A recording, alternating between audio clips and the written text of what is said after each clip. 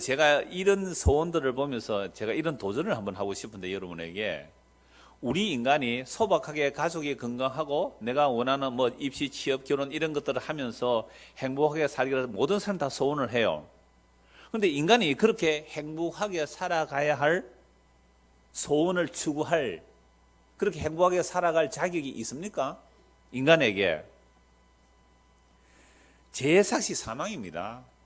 이미 아담 이후로 모든 인간은 죄의 삭시에 빠져 있는 사람들이에요. 그러니까 죄인이 그런 행복을 바란다는 것은 자신이 아직도 죄인됨을 알지 못하기에 그런 소박한 행복감을 가지고 살아간다 이 말입니다.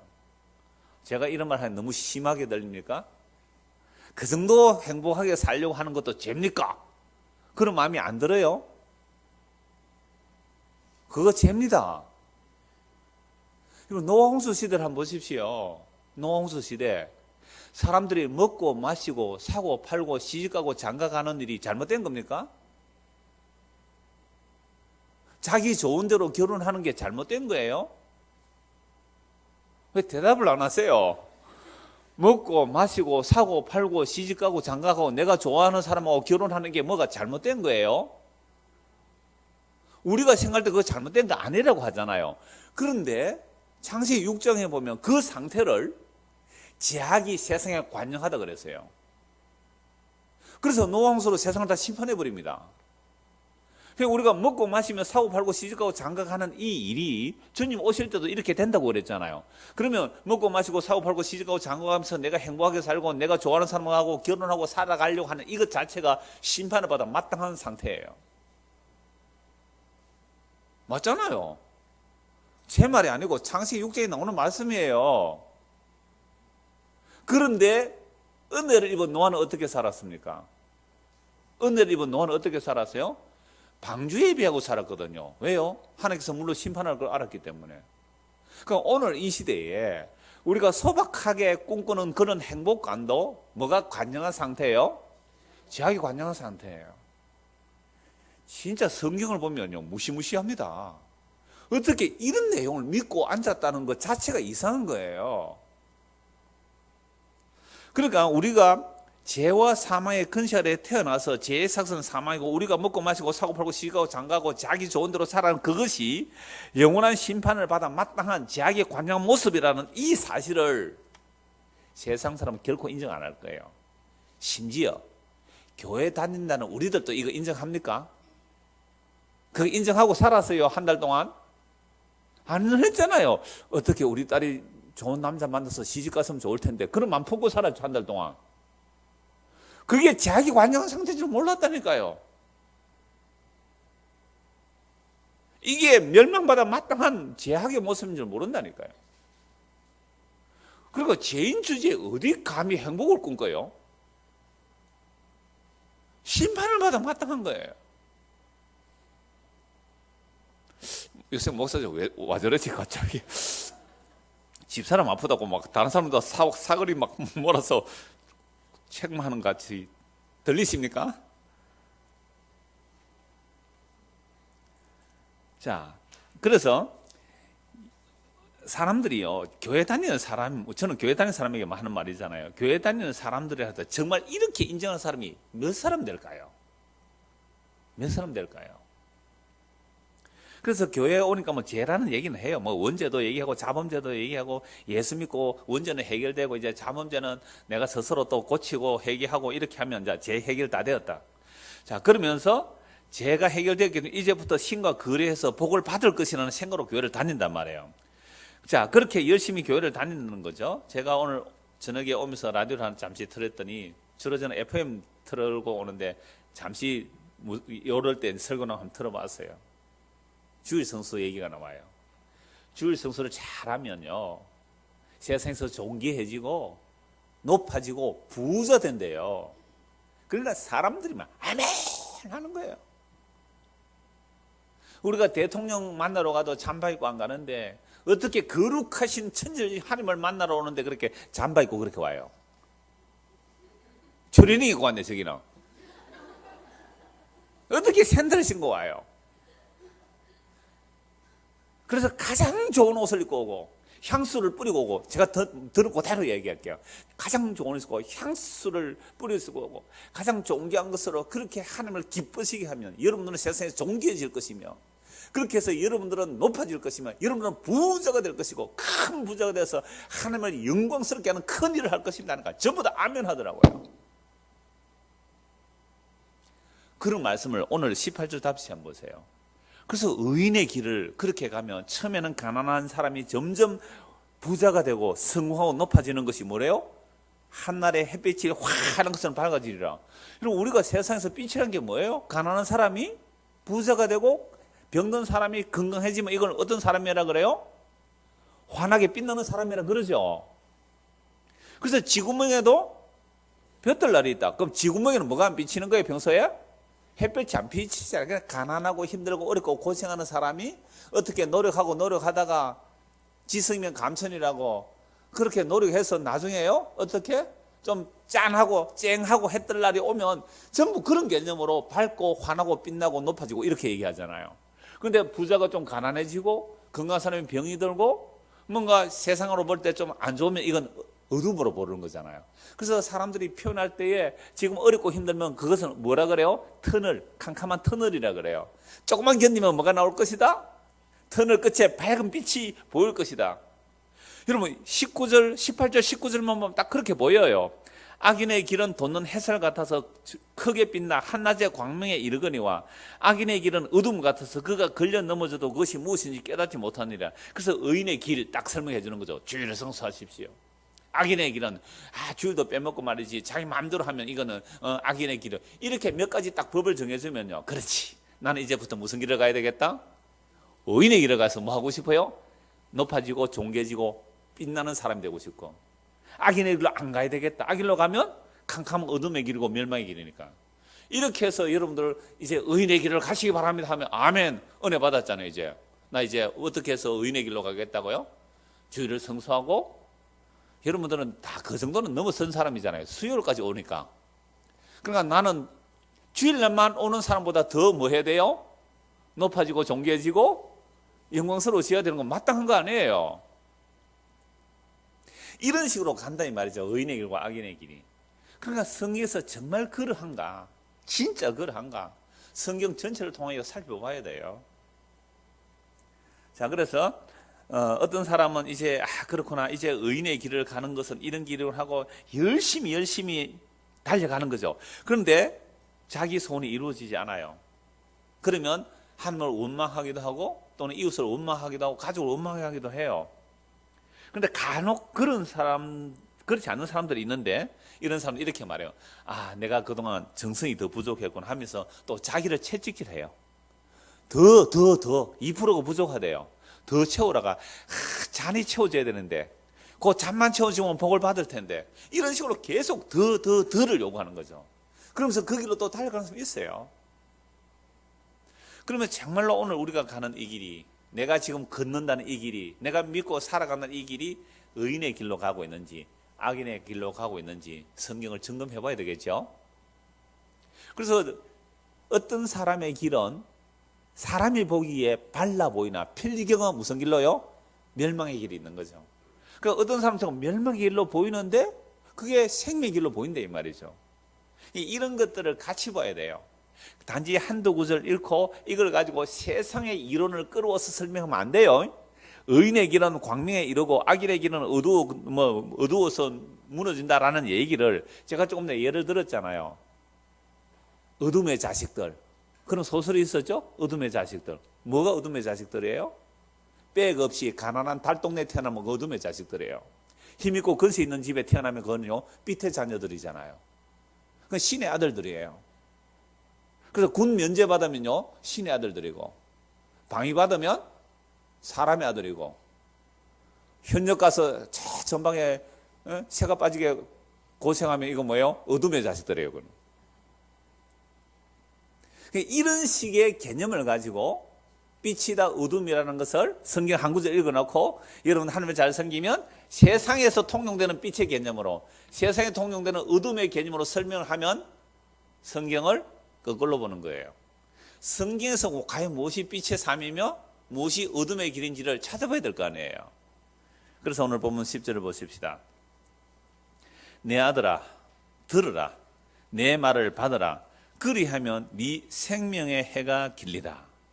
자, 이 말씀을 딱 가지고도 우리가 지혜의 말씀을 듣고 하나님의 말씀을 순종하면 뭘 얻는다는 거죠? 내 생명의 해, 생명의 날, 생명의 횟수가 길리라, 장수하리라. 대부분 그렇게 장수로 보는 거예요. 이게 내 생명의 해가 길리라.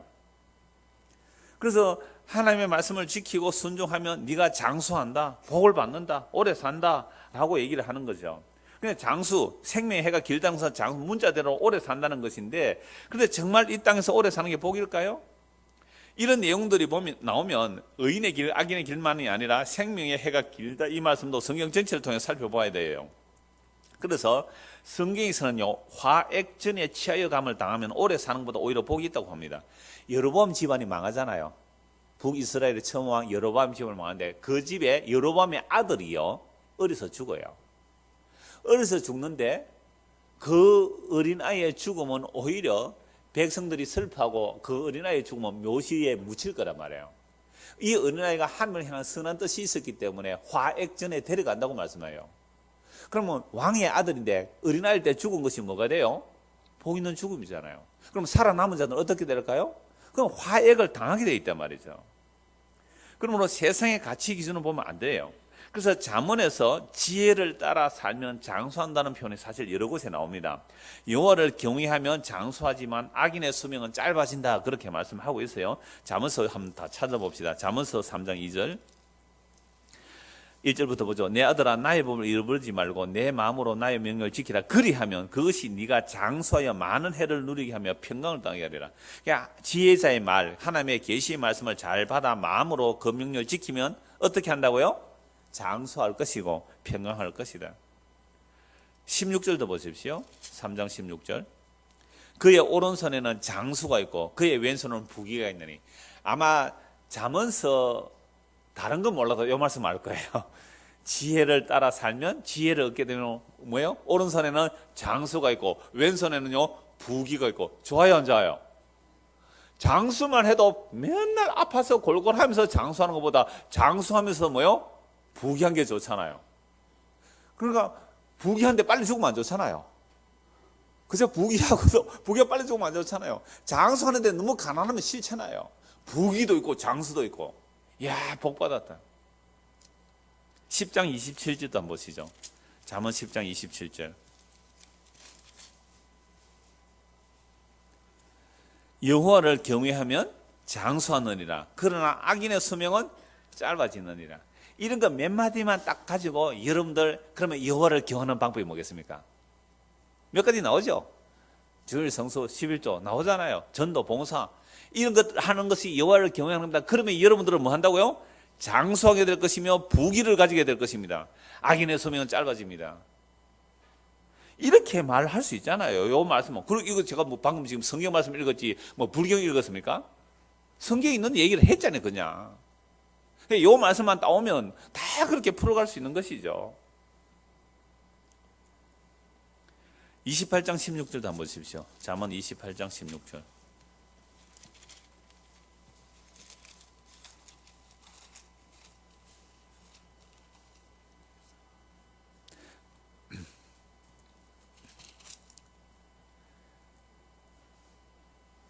무지한 치리자는 포악을 크게 행하거니와 탐욕을 미워하는 자는 장수하리라. 아, 장수하려면 어떻게 해야 돼요?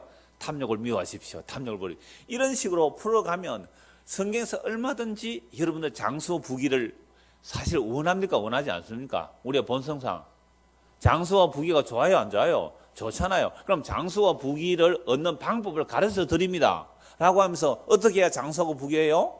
지혜를 얻어야 되는 거죠. 여호와를 경외해야 되는 거죠. 그럼 지혜 얻는 방법이 뭔지, 여호와를 경외하는 방법이 뭔지 그 방법론을 가르쳐주면서 이렇게 하면 여러분들은 장수와 부귀를 얻습니다라는 방법론을 가르치면 그 전부 엉터리가 되는 거예요.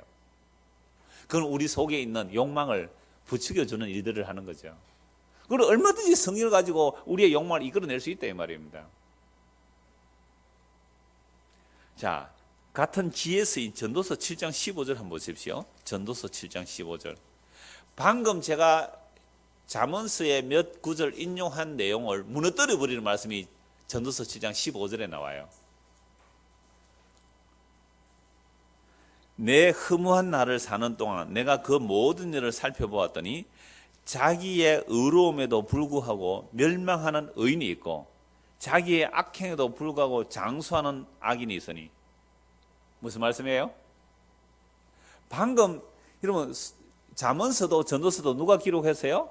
솔로몬, 지혜자 솔로몬의 기록이잖아요. 그럼 잠언서에서는 여호와 경외하면 장수하고 부귀를 가진다 해놓고는 또 전도서는 뭐라고 말해요? 내가 살펴보았다는 거죠. 인생을 다. 자기의 의로움에도 불구하고 멸망하는 의인이 있고, 의인인데 빨리 멸망하는 자가 있고, 자기 악행에도 불구하고 장수하는 악인이 있다는 거죠. 그러니까 지나치게 의인도 되지 말고 지나치게 지혜도 되지 말라. 어찌하여 스스로 패망하게 하느냐. 이게 무슨 말이에요 이건 또. 그렇죠. 그러니까 적어도 잠언서에서 장수와 의인의 장수, 악인이 멸망하는 것이 전도서에서 무너지는 거잖아요. 그럼 이걸 두 개를 어떻게 봐야 되는 거예요? 어떻게 봐야 되느냐? 그래서 성경 전체를 통하여 진짜 의인의 길이 무엇이며 악인의 길이 무엇인지 쭉 살펴보면 되는 거예요. 자, 이사야 57장 한번 보시죠. 이사야 57장 1절에서 2절입니다.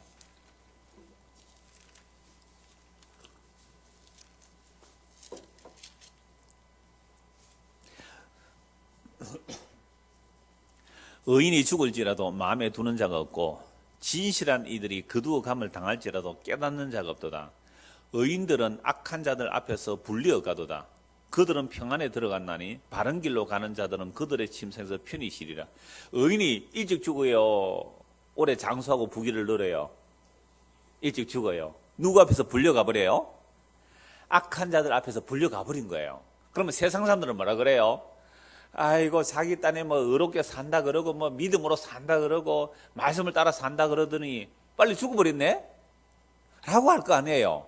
그런데 빨리 죽었는데 악한 자들은 떵떵거리면 잘 살아요. 그런데 빨리 죽었는데 그게 마음을 안 두죠. 그런데 실상이 어떻게 돼요? 2절에 보면 그들은 어디에 들어갔어요?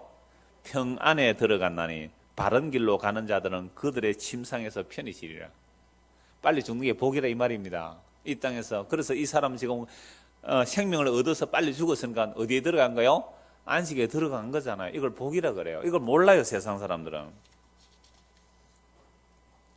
그래서 세상이 볼 때에 지혜를 얻은 자, 생명을 얻은 자가 장수와 부귀를 누리지 못하고 오히려 저주받아 죽은 것 같지만 그 사람의 생명해가 길다 이 말은 영원한 생명을 받았다 이 말입니다. 단지 땅에서 장수한다는 그 얘기가 아니에요. 다시 잠언서 4장 10절 보십시오. 내 아들아 들으라 내 말을 받으라 그리하면 네 생명해가 길리라. 지혜를 얻었다 또는 진리를 얻었다 생명을 얻었다 그러면 단지 땅에서 장수한다는 개념이 아니라 생명해가 길다는 말은 무슨 개념으로 봐야 돼요? 영원한 생명으로 봐야 되는 거죠. 단지 장수 개념으로 보면 안 된다 이 말입니다. 그래서 제가 종종 수요일 전에 자주 말씀드렸어요. 히브리서 11장에 믿음의 사람들 1, 2, 3 1위 제일 처음에 누구예요? 아벨. 형님한테 돌 맞아 죽었죠. 예배 잘 드리고 하나님이 받아주시는 예배를 드리는 아벨은 그렇게 형에게 돌 맞아 죽었어요. 두 번째는요 에녹. 다른 사람들은 900살 가까이 살았어요. 1000년을 가까이 살았는데 에녹은 365세 살다가 사라져 버렸습니다. 성경은 하나님께서 데려가셨다 그러지만 세상에 믿지 않는 자는 행방불명으로 보았단 말이에요. 세 번째 믿음의 사람은요 노아였어요. 그러니까 히브리서 11장에 믿음으로 산 사람들 아벨, 에녹, 노아 누가 세상에서 장수하고 부귀영화 누린 사람 어디 있습니까? 세상이 볼 때는 다 무슨 모습으로요? 요절하고 그죠? 돌 맞아 죽고 먹고 마고 쉬고 사고발 쉬고 장가간 그 일도 못하고 방주나 만들던 그야말로 세상이 볼 때는 무슨 모습으로 보이는 사람들이에요? 어둠의 모습으로. 세상이 볼 때 그게 어둠의 사람들 모습이잖아요. 이런 모습이 믿음의 사람이라 믿음의 길이라 이 말이죠. 그래서 베드로전서 1장 23절 25 이런 말씀이 있습니다. 너희가 거듭난 것은 썩어질 시로 된 것이 아니요 썩지 아니할 시로 된 것이니 살아있고 항상 있는 하나님의 말씀으로 되었느니라. 그러므로 모든 육체는 풀과 같고 그 모든 영광은 풀의 꽃과 같으니 풀은 마르고 꽃은 떨어지되 오직 주의 말씀은 세세토록 있도다 하였으니 너희에게 전한 복음이 곧 이 말씀이라.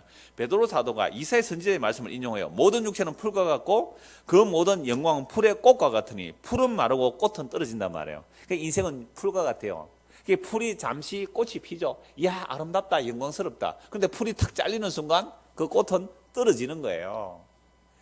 우리나라는 뭐 그래도 덜 풀이 피었다고 꽃이 몇 날 며칠 가지만 지금 이스라엘 팔estin 땅에는요, 덜 풀이 쫙 피어서 아주 꽃이 예쁘게 피었을 때에 갑자기 뜨거운 동풍이 한번 불어온답니다.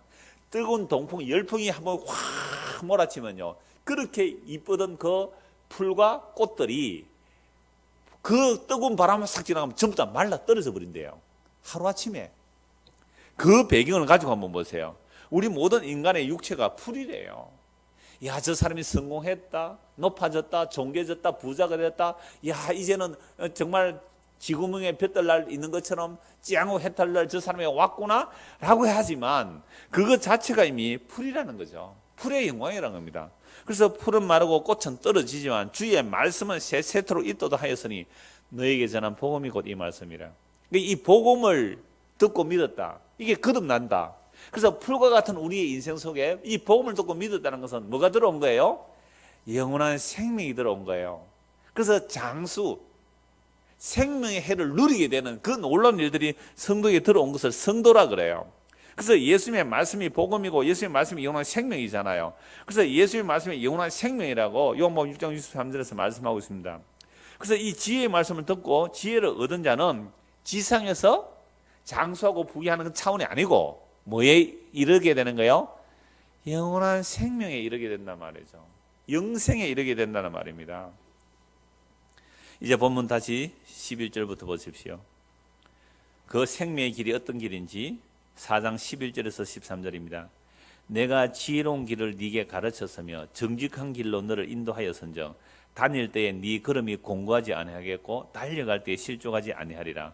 훈계를 굳게 잡아 놓치지 말고 지키라. 이것이 내 생명이라. 자, 그러면 지혜로운 자의 길, 의인의 길을 가는데 지혜로운 길을 가르쳐 줬기 때문에 그 지혜로운 길, 그 정직한 길로 간다면 네 걸음이 어떻게 된다고요?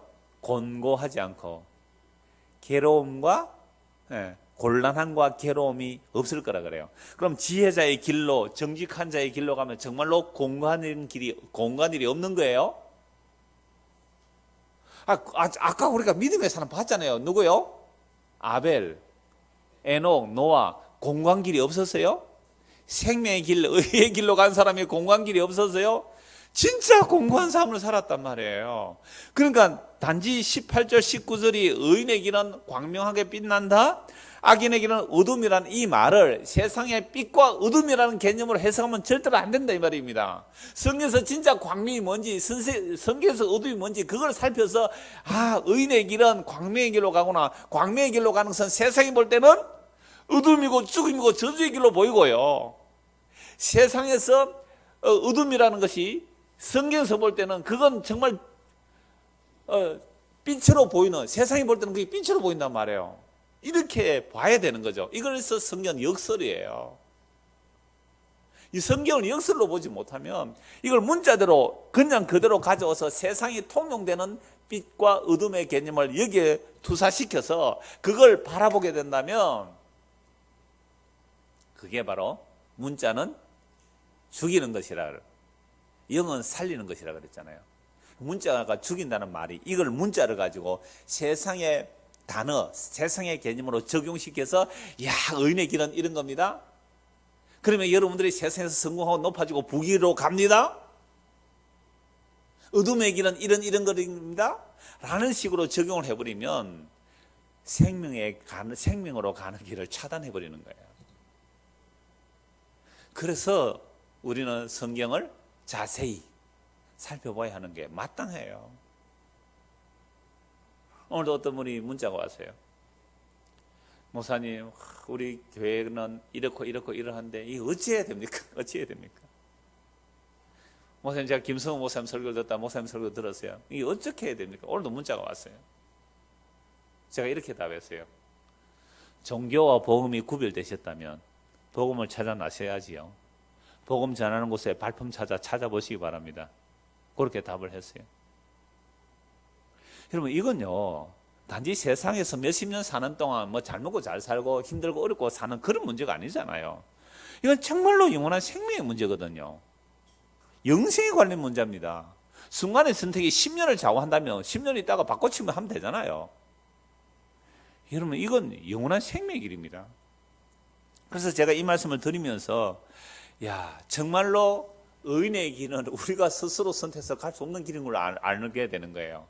우리는요, 다 세상이 볼 때 빛의 길이다라는 그 길로 가면 그 멸망의 길이에요. 세상이 볼 때는 저건 어둠의 길이고 저건 좁은 길이고 저건 멸망의 길로 보인다. 이게 뭐예요? 그게 생명의 길이라니까요. 아주 간단하게 말하면 예수님 뭐라고 말씀하셨어요? 살려고 하면 죽을 것이고 죽으려고 하면 살 것이라는 거잖아요. 우리의 자녀들이 직장을 구해 가는데 진짜 고생만 하는 그런 직장을 가면 어떻게 말합니까? 거기는 정말로 고생하는 길이란다. 그 길로 가면 앞으로 고생하는 길만 열린단다. 그거 격려하면서 잘 가라 하겠어요? 말리겠어요?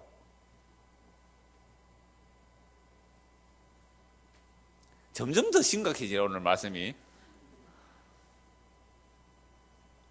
그래서 성경에 보세요. 문자는 지혜로운 길로 가고 정직한 길로 인도하고 그 걸음대로 가면 너는 걸음이 어떻게 해요?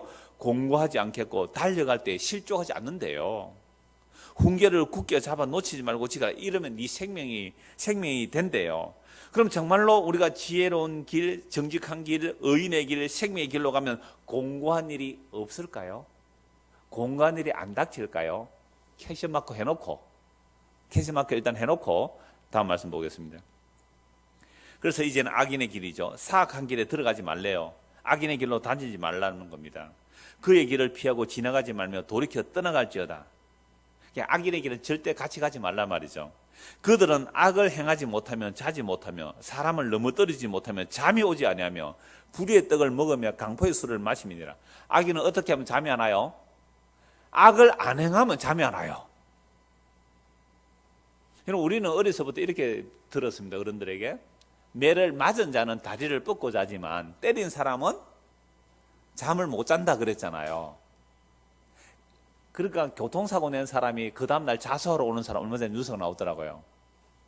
교통사고 낸 사람이 도망갔다가 왜 자수하러 와요? 요즘은 도망가도 다 잡힙니다. 워낙 카메라가 많아서. 그러면 은밀한 그 어떤 제약을 범죄했을지라도 자기 양심의 가책이 되니까 결국은 이제 경찰에 자수하러 오는 사람들이 있거든요. 그런데 악인은 어떻다고요? 악을 행하지 못하면 자지 못하며 사람을 넘어뜨리지 못하면 잠이 안 오는 사람이래요. 불의의 떡을 먹고 강포의 술을 마시는 거예요. 그러니까 매일 악을 행하는 것이 그 사람의 기쁨이에요. 악을 안 행하면 잠이 안 와요, 이 사람은. 그래서 진짜 그런 사람이 있을까요? 성경을 보면 나오겠죠. 아모스서 한번 찾아봅시다. 아모스 2장 6절.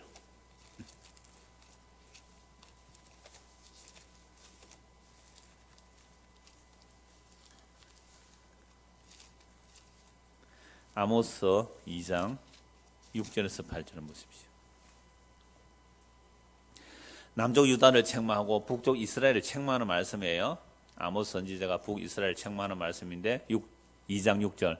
여호와께서 이와 같이 말씀하시되 이스라엘의 서너 가지 죄로 말미암아 내가 그 벌을 돌이키지 아니하리니 이는 그들이 은을 받고 의인을 팔며 신 한 켤레를 받고 가난한 자를 팔며 힘 없는 자의 머리를 티끌 먼지 속에 발로 밟고 연약한 자의 길을 굳게 하며 아버지와 아들이 한 젊은 여인에게 다녀서 내 거룩한 이름을 더럽히며 모든 제단 옆에서 전당 잡은 오드에 누우며 그들의 신전에서 벌금으로 얻은 포도주를 마심이니라.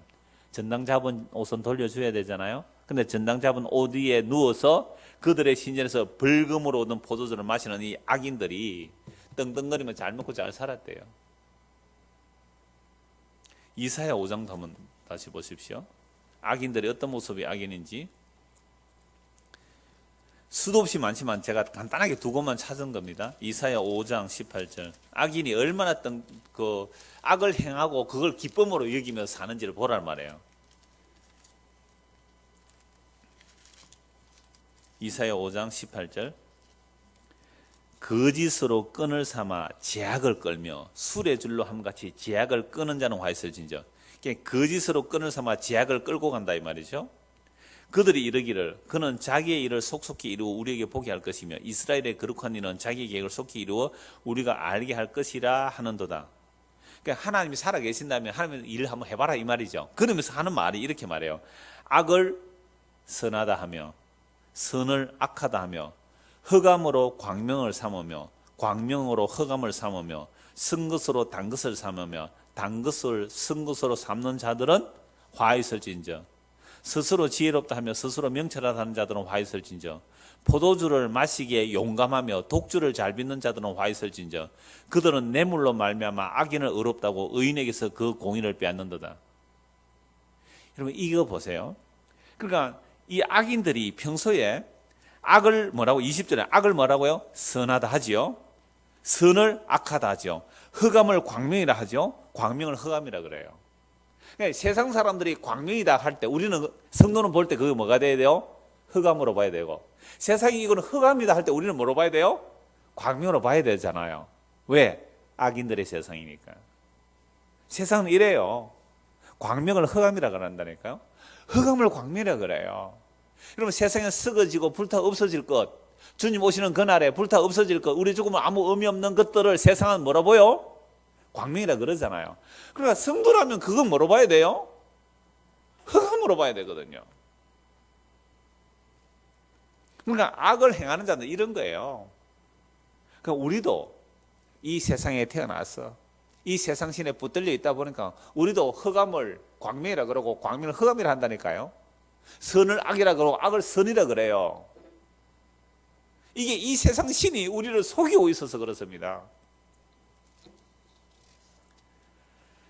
그래서 아모스, 이사야 두 선지만 봤습니다. 이 두 선지자만 봤는데 이 구약의 선지서를 다 한번 보십시오. 선지자 책만은 딱 그거예요.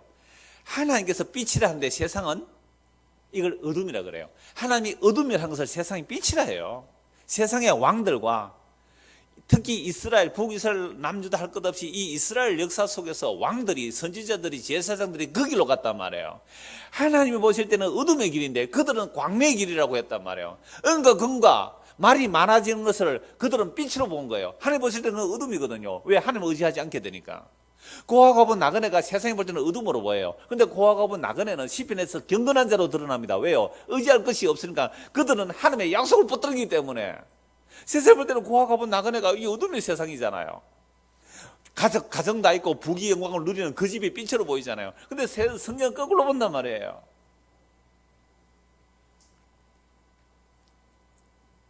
그래서 18절 보십시오.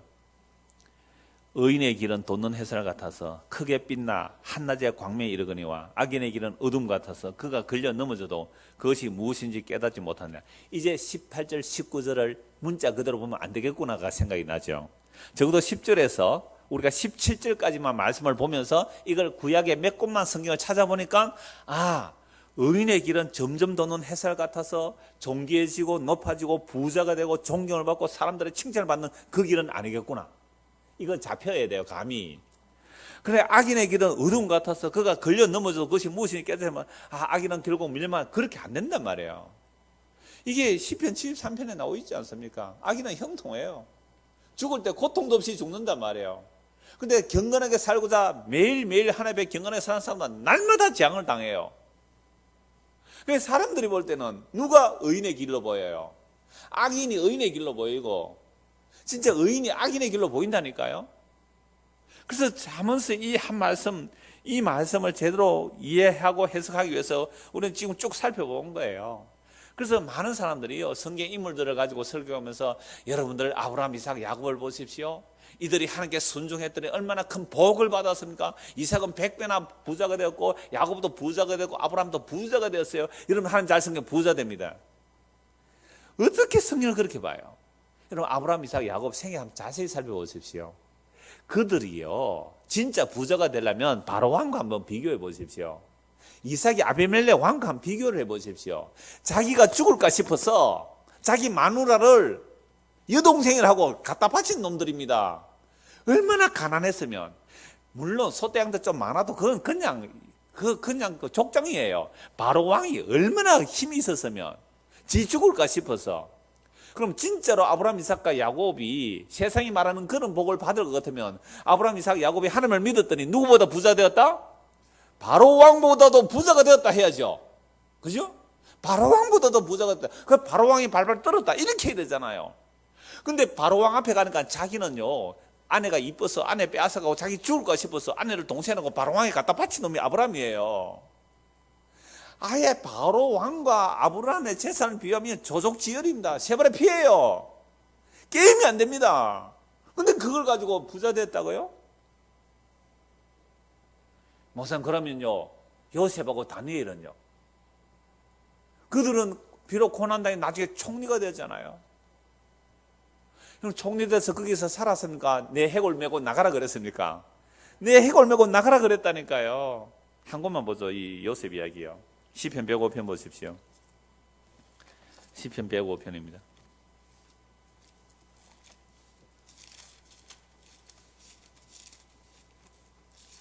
목사가 일부러 이런 말씀만 골라서 찾는 것 같아요.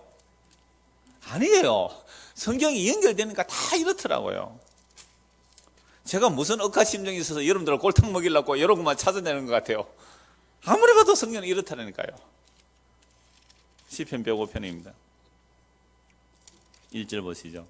여호와께 감사하고 그의 이름을 불러하려며 그가 하는 일을 만민 중에 알게 할지어다. 그에게 노래하며 그를 찬양하며 그의 모든 기이한 일들을 말할지어다. 그의 거룩한 이름을 자랑하라. 여호와를 구하는 자들은 마음이 즐거울지로다. 여호와와 그의 능력을 구할지어다. 그의 얼굴을 항상 구할지어다. 어떤 단체는 항상 그의 얼굴을 구하라 그래가지고 맨날 하나님의 얼굴 구한다고 하는데, 하나님의 얼굴 구하면 뭐 어떻게 되는데요? 5절 보십시오. 그의 종 아브라함의 후손 곧 택하신 야곱의 자손 너희는 그가 행하신 기적과 그의 이적과 그의 입의 판단을 기억할지어다. 그는 여호와 우리 하나님이시라. 그의 판단이 온 땅에 있도다. 그는 그의 언약 곧 천대에 걸쳐 명령하신 말씀을 영원히 기억하셨으니 이것은 아브라함과 맺은 언약이고 이삭에게 하신 맹세이며 야곱에게 세우신 율례 곧 이스라엘에게 하신 영원한 언약이라. 여호와 하나님께서 언약 곧 천대에 걸쳐 명령하셨다는 것은 영원한 언약이라 말이죠. 누구에게? 아브라함과 이삭과 야곱에게. 그래서 아브라함과 이삭과 야곱에게 언약하신 하나님, 지난 주일 오전에 부활의 때에는 말씀드리면서 하나님은 죽은 자의 하나님이 아니라 산 자의 하나님이다. 그걸 누구를 통해서? 아브라함과 이삭과 야곱은 살아있다는 거죠. 어디 하나님의 약속 안에서. 그래서 모세 오경만 인정하는 그 사두개인들은 부활을 안 믿었는데 예수님은 출애굽기에 내가 아브라함의 하나님, 이삭의 하나님, 야곱의 하나님 그 말씀으로 부활을 논증했다니까요. 그래서 하나님은 죽은 자의 하나님이 아니라 산 자의 하나님, 하나님의 약속 안에 살아있다고. 그게 나사로 이야기와 변화산에서 나타난 그 영광의 모습. 그게 다 주님은 지금 산 자의 하나님이라면 영원한 언약이라는 거죠. 자, 그렇게 언약하셨는데 11절 보십시오. 이르시기를 내가 가나안 땅을 네게 주어 너희에게 할당된 소유가 되게 하리라 하셨도다. 아브라함, 이삭, 야곱에게 하나님이 약속하셨지만 땅은 천년 만에 다윗이 차지하고 시는 2000년 만에 예수님이 이루어지잖아요. 그것도 이제 새하늘과 새 땅으로 연결되는데요. 그 하나님의 약속이 영원하다는 것을 보여주면서 약속 받은 자들이 어떻게 살았는지를 보자 이 말입니다. 12절.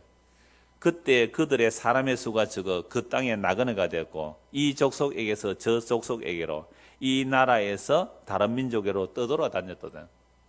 약속을 받은 아브라함, 이삭, 야곱이 어떻게 살았어요?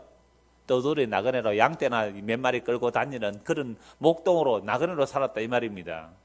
그럼 정말로 아브라함, 이삭, 야곱을 세상에 부자 되게 하기 위해서 이들을 택했다면 바로 왕 그 자리에 싹 빼앗아 가지고, 그죠? 아브라함을 세워놓으면 되잖아요. 이삭을 세워놓으면, 야곱을 세워놓으면 되잖아요. 그거 아니잖아요. 그러나 그는 사람이 그들을 억압하는 것을 용납하지 아니하시고 그들을 말미암아 왕들을 꾸짖어 이르시기를 나의 기름 부음 받은 자를 손대지 말며 나의 선지자를 해하지 말라 하셨도다. 아브라함은 망치죠. 아내 팔아먹었는데 하나님이 막아주시잖아요. 바로 왕에게 나타나셔서, 아비멜렉에게 나타나셔서. 그러면서 아브라함의 믿음이 자라는 거죠. 그가 또 그 땅에 기근이 들게 하사 그들이 의지하고 있는 양식을 다 끊으셨도다. 약속의 땅 준다 했는데 그 땅에 뭐가 왔어요? 기근이 들었어요. 그들이 의지하는, 그들이 믿는, 그러니까 이들이 뭘 믿고 살았어요? 양식 믿고 살았는데 그 양식을 끊어버려요. 우리도 그렇잖아요. 우리가 양식 믿고 살았는데 양식을 끊어버려요. 어디로 가야 돼요? 애굽으로 양식 구하러 간다니까요. 그가 한 사람을 앞서 보내셨으며 요셉이 종으로 팔렸도다. 그의 발은 착고를 차고 그의 몸은 쇠사슬에 매였으니 곧 여호와의 말씀이 응할 때까지라. 그의 말씀이 그를 단련하였도다. 믿음의 사람의 길이 곤고한 길이에요? 형통한 길이에요? 공고한 길이죠. 근데 놀랍게도 요셉이 이 공고한 삶을 살았을 때 성경은 요셉이 형통하더래요. 그러니까 형통의 개념도 다르잖아요. 하나님의 약속이 이루어지면 그게 형통한 거예요. 그 괴로워요. 발이 뭐에 차였어요? 착고에 차였어요. 형들이 노예로 팔았습니다. 죽이려고 하다가 노예로 팔았습니다. 울며 불며 끌려갔어요. 형님들 이러지 마시라고. 형들은 요셉 팔아놓고요, 자기들이 밥 먹었다니까요. 요셉 구덩이 던지라고 그들은 밥 먹고 있었다니까요. 그렇게 악한 자들이에요. 그들을 나중에 요셉이 용서해 주잖아요. 믿음의 길로 간 사람들이 발에 착고에 차이면서 말씀이 응할 때까지 말씀이 그를 연단하고 있는데, 그렇게 연단당한 요셉이 그들을 죽인 형들을, 팔아버린 형들을 살려내는 이야기, 누구 이야기예요? 예수님 이야기죠. 이게 의인이 점점 빛으로 드러난다는 모습이에요. 세상이 볼 때는 종으로 팔렸어요. 노예로 팔렸어요. 감옥에 갇혀서 억울한 일을 당했단 말이에요. 근데 그 사람이 판 사람들을 살려내는 이야기예요. 그래서 의인의 길, 우리가 선택해서 갈 수 없는 길이에요. 엉터리 가짜로 말해주면, 야 그래 나도 의인의 길로 가야지, 그러면 점점 존귀해지고 높아지고 부자되고 광명한 삶을 살아야지, 그쪽을 가짜를 말해주면 그리로 달려가는 사람은 수도 없이 달려가요. 근데 진짜 의인의 길은 쇠사슬에 오해받는 삶, 오해받는 삶, 억울한 누명을 덮어쓰는 삶, 쇠사슬에 묶이는 삶, 감옥에 갇히는 삶, 그 삶이라고 얘기해 줄 때, 이게 여러분들 의인이 가는 길입니다. 선택해서 갈 수 있겠어요? 다 도망가요. 누가 그 길을 가요? 우리는 의인의 길과 악인의 길을 딱 해놓고 가라고 하면 전부 다 악인의 길로 가는 사람이지 의인으로 가는 사람 없어요. 우리는 예수님만이 그 의의 길로 가셨잖아요. 예수님만이 그 의인의 길로 가셨잖아요. 그래서 어디로 가셨어요? 십자가에서 다 이루셨어요. 그러니까 그 십자가가 빛이에요. 그 십자가가 광명이에요. 그 십자가가 영광이에요. 이렇게 연결 안 되면 세상 영광에 속아서 다른 길로 갔다 이 말입니다. 요한복음 1장을 보십시오. 정말 그러한가? 요한복음 1장 1절입니다. 태초에 말씀이 계시니라. 이 말씀이 하나님과 함께 계셨으니 이 말씀은 곧 하나님이시라. 그가 태초에 하나님과 함께 계셨고 만물이 그로 말미암아 지은 바 되었으니 그 지은 것이 하나도 그가 없이는 된 것이 없느니라. 그 안에 생명이 있었으니 이 생명은 사람들의 빛이라. 태초에 말씀이 하나님이시고 말씀이 천지를 창조하시고 그 말씀이 사람이 되어 이 땅에 오셨어요. 그 말씀 안에, 그 예수 그리스도 안에 뭐가 있어요? 생명이 있는데 그 생명은 뭐예요? 사람들의 빛이에요. 아까 의인의 길로 가면 뭘 본다고요? 빛을 보고 광명이 밝아진다 그랬잖아요. 그러면 그 생명의 길, 그 의의 길을 딱 봤을 때 이분이 뭐예요? 사람들의 빛인데, 예수님이 사람들의 빛으로 오셨는데 사람들이 알아봐요? 못 알아봐요? 왜 못 알아봐요? 잘못된 빛의 개념을 가지고 있었거든요. 잘못된 빛의 개념을 가지고 있었거든요. 속았어요. 성경을 보기는 보았지만 문자대로 봤기 때문에 속았단 말이야. 자기가 원하는, 내가 의인의 길로 가고 내가 율법을 지켜 행하고 내가 죄를 안 지면 나는 점점 광명의 빛으로 나타나서 찬란하게 빛나서 사람들에게 존귀와 영광을 받을 거야. 그걸 생각한 거잖아요. 그런데 진짜 빛이 이 땅에 오셨을 때는 사람들에게 손가락을 받는 모습, 저주받는 모습, 마구간에 태어나는 모습, 천녀의 몸에서 태어나신 분, 갈릴리 나사렛에서 자라나시고 고운 모양도 흠말 아름다운 것도 없는 그런 모습으로 오신 그 예수를 누가 빛으로 보겠느냐 말이에요. 예수님이라는 그 안에 생명이 있고 그 생명이 사람들의 빛인데, 사람들이 어둠을 좋아하기 때문에, 사람들이 좋아하는 어둠이라는 것은 세상의 영광이에요. 사람들이 좋아하는 그 어둠이 그들을 가리고 있으니까 진짜 빛으로 오신 예수님이 빛으로 안 보이고 어둠으로 보이는 거예요. 그래서 예수님을 배척한 겁니다. 이전 전전이나 지금이나 똑같아요. 예수를 믿고 의의 길로 간 사람들의 길이 어떤 길인지 보십시오. 구약의 선지자들을 보십시오. 신약의 사도들을 보십시오. 그들이 예수님을 믿고 빛을 믿고 의의 길로 생명의 길로 간 자들의 길이 세상에서 정말 영광받고 높아지는 사람이었습니다. 삶의 모습입니까? 감에 갇히고 얻어맞고 순교하고 죽음의 길로 갔습니까? 후자예요. 너무 선명하게 들어갑니다. 성경은 너무 분명하게 보여준다니까요. 이거 어렵게 해석할 이유가 없는 거예요. 성경 있는 대로 읽어보면 되는 거잖아요. 그런데 우리가 어둠과 빛을 잘못 알고 있어요. 악을 선하다고 선을 악하다고, 빛을 어둠이라고 어둠을 빛이라고 하는 이 세상 신에 속았기 때문에 성경 말씀이 안 보인 거예요, 그동안.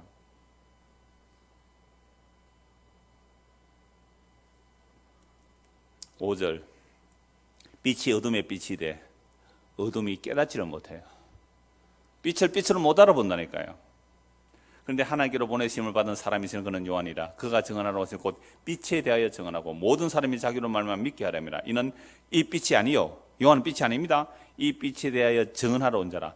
참빛 곧 세상에 와서 각 사람에게 비추는 빛이 있었나니 그가 세상에 계셨으며 세상은 그로 말미암아 지은 바 되었으되 세상이 그를 알지 못했고 자기 땅에 오매 자기 백성이 영접하지 아니하였으니. 자기 백성 이스라엘 백성들 유대인들이 율법을 지켜서 자기는 의의 길로 간다고 그래서 빛이 오면 빛을 맞이하려고 생각했는데 그들이 생각한 그 빛이 어둠이었어요. 그래서 아무도 영접을 안 했어요. 자기 땅에 오면 자기 백성이 영접하지 아니하였으나 영접하는 자 곧 그 이름을 믿는 자들이 하나님의 자녀가 되는 권세를 주셨으니. 보세요. 예수님을 빛으로 받아들이면 하나님의 자녀가 되는데 이건 누가 할 수 있는 거예요? 하나님만이 하세요. 혈통으로 안 돼요. 육정으로 안 돼요. 사람의 뜻으로. 예수님은요 어둠으로 보이고 저주받은 모습으로 보이니까 예수님을 빛으로 영접할 사람이 아무도 없단 말이에요. 그래서 예수를 십자가에 못 박아 죽이라고, 예수를 십자가에 못 박아 죽이라고. 우리에게는 가이사 외에는 왕이 없나이다. 누가 말해서요? 대제사장이. 우리에게는 가이사 외에는 왕이 없나이다. 이 세상의 신이, 이 세상의 임금이 우리의 왕이지 그 어둠의 모습으로 온 예수는 우리의 빛이 아닙니다 하고 빛을 제거해버린 세상. 이게 십자가 사건이잖아요. 그래서 이 십자가 모르면 세상도 해석 안 되고 성경도 해석이 안 되는 거예요. 그래서 예수님을 영접할 수 있는 것은요 혈통으로도 안 되고 육정으로 안 되고 사람의 뜻으로 나지 않고 오직 하나님께로부터 난 자. 아까 베드로전서 1장에만 그 말씀 복음이 들려서 믿게 되는 하나님께로 난 자만 믿게 돼요. 자, 그래서 14절 보세요. 말씀이 육신이 되어 우리 가운데 거하심에 우리가 그의 영광을 보니 아버지의 독생자의 영광이요 은혜와 진리가 충만하더라. 언제 알아봤습니까? 십자가에서 다 이루었다 하시고 그 성령을 부어주시자 성령이만 사도들이 예수님이 이 땅에 오신 그 예수님의 모습이 뭐라고요? 육신이 되어 우리 가운데 거하신 그 예수님의 모습이 무슨 모습이에요? 영광이었구나. 독생자의 영광이었고 은혜와 진리가 충만하구나. 이거 아는 거예요. 이거 아는 거예요. 그래서 사도들이 복음 전할 때 너희가 십자가에 못 박아 죽인 그 예수를 하나님의 주와 그리스도가 되게 하셨다고. 이게 빛이에요. 이게 의인이 가는 길이고 이게 생명이 가는 길이란 말이에요. 왜 이렇게 되는지 성경 한 권 보고 말씀 마무리하겠습니다. 고린도후서 4장 보십시오.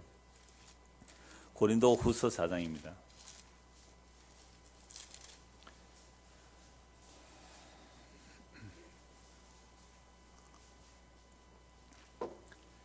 고린도후서 3장이 새 언약의 일꾼에 대한 내용입니다.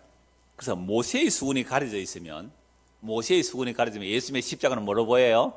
어둠으로 보여요. 그 모세의 수군이 찢어져야 십자가가 뭐로 보여요? 영광으로 보인다니까요.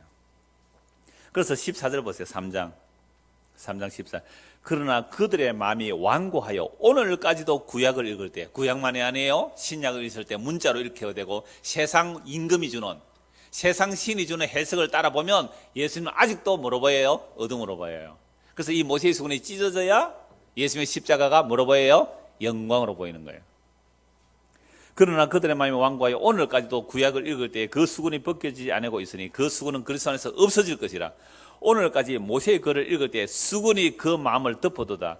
그러나 언제든지 주께로 돌아가면 그 수군이 벗겨지리라. 주는 영이시니 주의 영이 계신 곳에는 자유가 있느니라. 우리가 다 수군을 벗은 얼굴, 모세의 수군이 찢어진 십자가로 완성하신 예수 그리스도의 그 십자가, 그 완성된 복음으로 예수님을 보는 거죠. 벗은 얼굴로 거울을 보는 같이 주의 영광을 보며 그와 같은 형상으로 변화하여 영광에서 영광에 이르니 곧 주의 영으로 말미암음이라. 놀라운 영광과 그 빛이 사람들이 실어버린 바 된, 사람들이 버림받은 십자가에서 나타났다는 사실을 비로소 알게 됩니다. 4장 1절을 보십시오. 그러므로 우리가 이 직분을 받아 긍휼하심을 입은 대로 낙심하지 아니하고 이에 숨은 부끄러움의 일을 버리고 속임으로 행하지 않으며 하나님의 말씀을 혼잡하게 하지 아니하고 오직 진리를 나타내므로 하나님 앞에서 각 사람의 양심에 대해 스스로 추천하느라. 복음은 선명해요. 말씀이 혼잡할 이유가 없는 거예요. 만일 우리의 복음이 가리었으면 망하는 자들에게 가려진 것이라. 그 중에 이 세상의 신이 믿지 아니하는 자들의 마음을 혼미하게 하여 그리스도의 영광의 복음의 광채가 비치지 못하게 하미니 그리스도는 하나님의 형상이라. 그리스도가 하나님의 영광의 형상인데 그 복음의 광채가 비치지 못하도록 누가 가리고 있어요? 이 세상 신이 가리고 있어지니까 십자가가 영광으로 안 보이더라 이 말입니다. 그래서 사람들은 침 뱉고 돌아섰어요. 우리가 원하는 영광이 아니었거든요. 우리가 원하는 빛이 아니었거든요. 그게 선을 악하다고 악을 선하다고 빛을 어둠이라고 어둠을 빛이라는 이 세상 신에 속아서 그런 거예요. 이 세상 신에. 그러므로 십자가 지신 그 예수님이 영광의 주님이며 만화의 왕이시며 우리의 주님이 되신다고 믿게 되는 것은요, 이건 사람으로 할 수가 없는 거잖아요. 그래서 혈통도 안 되고 육정도 안 되고 사람의 뜻으로 아니고 오직 예수님의 자기 피로 우리를 낳으셔야 돼요. 그 말씀을 계속합니다. 우리는 우리를 전파하는 것이 아니라 오직 그리스도 예수의 주 되신 것과 또 예수를 위해 우리가 너희의 종된 것을 전파함이라. 어두운 데에 빛이 빛이라 말씀하시던 그 하나님께서 태초에 빛이 있으라 그랬잖아요. 빛이 있으라. 그 빛이요 태양빛과 달라요. 빛이 있으란 그 생명의 빛이 예수 그리스도의 얼굴에 있는 하나님의 영광을 아는 빛을 우리 마음에 비춰줬느니라. 태양빛과 낮과 밤이 아니에요. 빛이 있으란 그 빛. 그 빛이 우리에게 비춰지지 않으면 예수님을 영광의 주님으로 보지를 못하죠. 그 빛이 비춰지니까 이제 예수님 그리스도 예수 그리스도의 얼굴에 있는 하나님의 영광을 아는 빛을 우리에게 비춰주세요. 이게 재창조된 거듭난 자예요. 우리가 이 보배를 질그릇에서 가졌으니 이는 심히 큰 능력은 하나님께 있고 우리에게 있지 아니함을 알게 하렵니다. 우리가 사방으로 우겨삼을 당하여도 아까 의인의 길은 어떻게 해요? 지혜를 얻는 자에는 공고하지 않고 형통하다 그랬잖아요. 사방으로 우겨삼을 당하네요. 그죠? 우겨삼을 당해도 그 우겨삼에 멸망하지 않고 포위되지 않는다 이 말이죠. 우겨삼을 당해도 사이지 않고 답답한 일 당해요 안 당해요? 당해도 낙심 안 된대요. 박해를 받아요 안 받아요? 받아요. 그래도 버림받지 않아요. 그 꾸러뜨림을 당해도요 망하지 않는데요. 우리가 항상 예수의 죽음을 몸에 짊어지면 예수의 생명이 또한 우리 몸에 나타나게 하려면 예수의 뭘 짊어진다고요? 죽음을 몸에 짊어. 예수의 죽음을 몸에 짊어진다는 게 뭐예요? 십자가 진다는 거 아니에요. 십자가 지면 2000년 전에 십자가 지면 이거 어디로 가는 거예요? 처형당으로 가는 거예요. 처형당으로 죽으러 가는 길이에요. 그러니까 겉으로 볼 때는 우리는 다 무슨 모습으로 보여요? 죽는 모습으로 보이는 거예요. 이게 의인의 길입니다. 이게 의인의 길이랄까요? 그래서 우리가 항상 예수의 죽음을 몸에 짊어지면 예수의 생명 또한 우리 몸에 나타나게 하렵니다. 우리 살아있는 자가 항상 예수를 위해 죽음에 넘겨지면 예수의 생명 또한 우리 죽을 육체에 나타나게 하렵니다. 그런즉 사망은 우리 안에서 역사하고 생명은 너희 안에서 역사하느니라. 기록된 바 내가 믿었으므로 말하였다 한 것 같이 우리가 같은 믿음의 마음을 가져 우리도 믿었으므로 또한 말하노라. 주 예수를 다시 살리시니가 예수와 함께 우리도 다시 살리사 너희와 함께 그 앞에 서게 하실 줄을 아노라. 이는 모든 것이 너희를 위함이니 많은 사람의 감사로 말미암아 은혜가 더하여 넘쳐서 하나님께 영광을 돌리게 하렵니다. 그러므로 우리가 낙심하지 않으면 우리의 그 사람은 낡아지나 우리의 속 사람은 날로 새로워지도다. 우리가 잠시 받는 환난에 경한 것이 지극히 크고 영원한 영광에 중한 것을 우리에게 이루게 함이니 우리가 주목하는 것은 보이는 것이 아니요 보이지 않는 것이니 보이는 것은 잠깐이요 보이지 않는 것은 영원함이라. 만일 땅에 있는 우리의 장막집이 무너지면 하나님께서 지으신 집 곧 손으로 지은 것이 아니요 하늘에 있는 영원한 집이 우리에게 있는 줄 아느니라.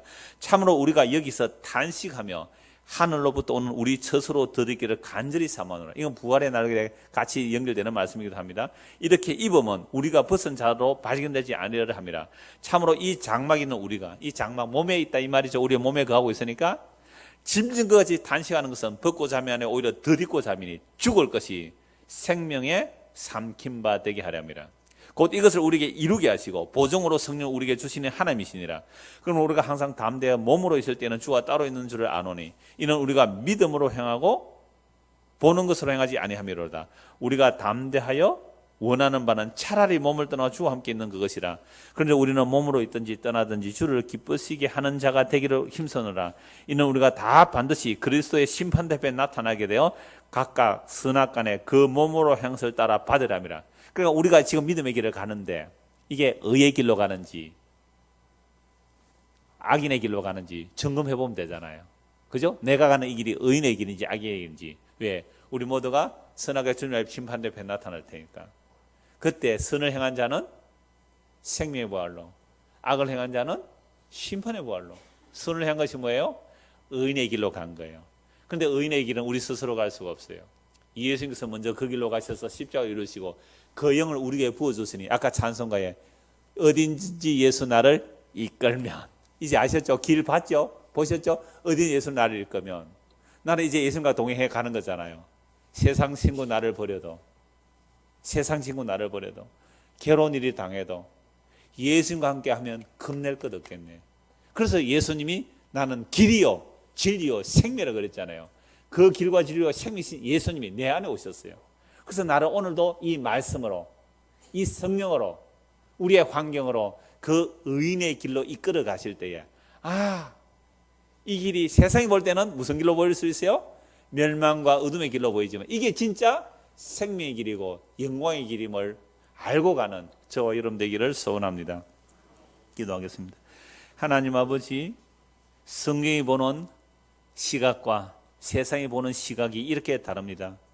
이 세상의 신에 속아서 우리의 눈과 귀가 가려져 있던 것을 이제 말씀의 능력으로 찢어주시고 모세의 수건이 찢겨져서 십자가로 나타난 하나님의 영광이 보여지게 하시고 그 생명의 길, 그 좁으면 좁은 길로 갈 수 있도록 은혜를 베풀어 주시사 우리 주님께서 나를 이끌어 주시고 그렇게 끌려갈 때 옆에 함께 가는 동지들도 만나게 해주셔사오니 이 믿음의 길을 주님 오시는 그날까지 잘 걸어갈 수 있도록 은혜를 베풀어 주시옵소서.